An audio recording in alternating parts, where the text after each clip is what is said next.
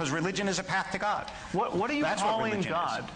What am I calling God? Where is God? God is the intangible creator of the universe, in whose presence a human being can live, and according to whose dictates or will a human being can live in this world. But what is your evidence for the existence of God right now? I don't have evidence because it's not a scientific claim. Okay, but unless you want to say, unless you want to say, oh, well, I shouldn't say it that way.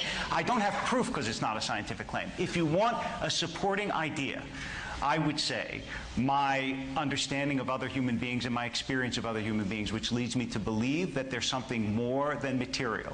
My understanding of the design of the world, which leads me to believe that we're here not by accident. My appreciation of the fact that human beings, even though we are made of stuff, have consciousness, which leads philosophers like Galen Strawson to assume that even rudimentary material has consciousness, because he can't explain how consciousness arises. Right. My experience of religious human beings and the way they live, and the fact that they live in harmony, to my perception, with an invisible order that gives them a life of a certain sanctity and holiness. This is a general claim. Religious human beings generally live in harmony with... No, I said my experience of certain human beings. I mean, I can keep going if you want me to keep going. Well, no, I think you've put enough on the table. Okay, but none of those are scientific evidence. Many of those claims trespass upon the territory of science overtly. I mean, the claim about... Your understanding other human beings being suggestive of a divine artificer. Is that a scientific claim? Absolutely. Extraordinary. I mean, is your understanding of mathematics also suggestive of a divine artificer? No, it has to do with my experience. Your ability to learn language? Do you understand? It has to do with my experience of you. When I'm looking at you right now, you may assume that what I see is a material, but that's not what I see. And it's not what I believe.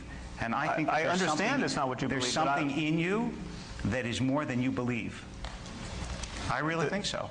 This is now, if you want to make that a scientific claim, you can. But I'm telling you, it's a metaphysical claim, and to confuse the two is a mistake. Okay, you can add any metaphysics you want. Thank you. By that means, I mean, I can say, I see you as a reincarnate personality, and I think you were probably I was someone famous on Atlantis. Yes.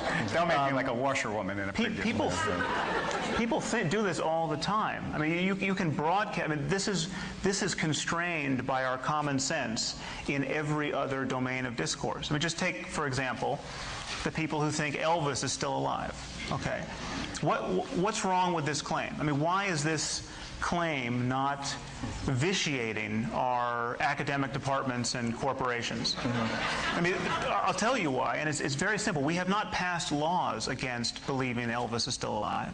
The problem is that whenever somebody seriously represents his belief that Elvis is still alive, in a conversation, on a first date, at a lecture, at a job interview, he immediately pays a price. He pays a price in ill-concealed laughter. Right. Now, surely you can agree with him. That is a good thing. Then he could rattle on about this is not a scientific claim.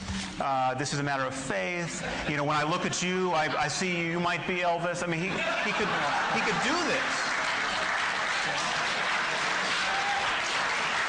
Except that.